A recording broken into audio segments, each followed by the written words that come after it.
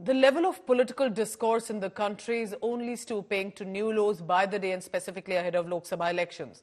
In the latest from Tamil Nadu, DMK Minister Anitha Radhakrishnan triggered a controversy by directly abusing Prime Minister Narendra Modi. And how? Addressing Prime Minister in an abusive language, some inappropriate words that we will not telecast, DMK Minister used these words against Prime Minister Modi directly. DMK Mantri was referring to Prime Minister Modi, recalling politician and freedom fighter Kamarajar while addressing the public in Salem at a rally. Now, DMK, remember, is not the first time where its leaders, even ministers and motor-mouth netas, if I may say, like Udayanidhi Stalin or E. Raja, have not only targeted Sanatan Dharma, religion, but specifically Prime Minister Modi using some inappropriate words, definitely. BJP has meanwhile jumped on this. It has slammed the Dravida Munnetra Karagam for the derogatory language while addressing the Prime Minister. BJP has used this to also slam the larger India bloc, that they are disrespecting women, even in this case, with some of the mentions made, disrespecting Prime Minister Modi. And remember, for every personal comment made against Prime Minister Modi, he's the one to pick on it and then turned it around to get further support. Kamarajar பத்தி பேசுறாரு. ஏதோ பெண்கள் காமராஜர் அவரை கட்டி அணைச்ச மாதிரி அவரெல்லாம் தூக்கிட்டு வந்த மாதிரி என்ன பண்ணி தெரியுமா டெல்லியில அவர் படுத்திருக்கும் போது பொழுத்தி கொள்ளணும்னு நினைச்ச பாவிகள் நீங்க. Let me bring in India Today's Pramod Madhav for the latest on that. As the viewer may have guessed, we have, of course, beeped out some of the inappropriate words that were used.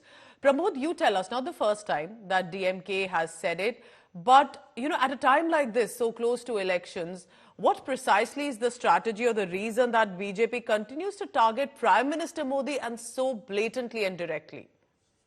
Well, Pooja, one thing is very clear that it is time for DMK ministers who have been caught one after the other, like giving such kind of comments or making such things in a public forum, especially a stage where they're going to speak on elections.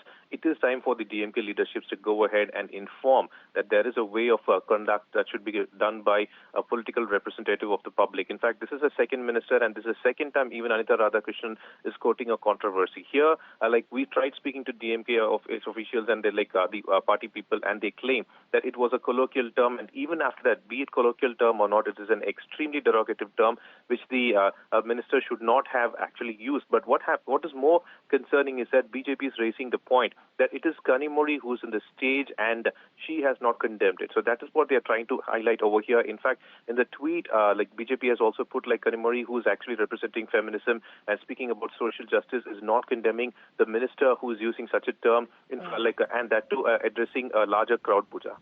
All right, so Pramod Madhav telling us about the comments DMK is making. Now, they clearly stand by this. Pramod, quickly on this, another question, because it's not just about DMK, remember, because DMK may be restricted specifically to Tamil Nadu or the states around it, but it's the India bloc, larger alliance, that the BJP has jumped into target. Any reactions yet from the Congress party that you've received, or do you think that for now that these reactions that are coming in, and we'll be tracking on that as well, because both the Bharatiya Janata Party and the allies of the NDA are asking, is this what the India bloc has to say about Prime Minister Modi? Because when Lalu Prasad Yadav made the Parivar jibe, or when the Shakti reference came from Rahul Gandhi, Prime Minister Modi immediately picked on it and turned it around, and that's what has happened earlier as well. And in fact, interestingly, some of the Congress leaders and others have said, don't target the Prime Minister directly.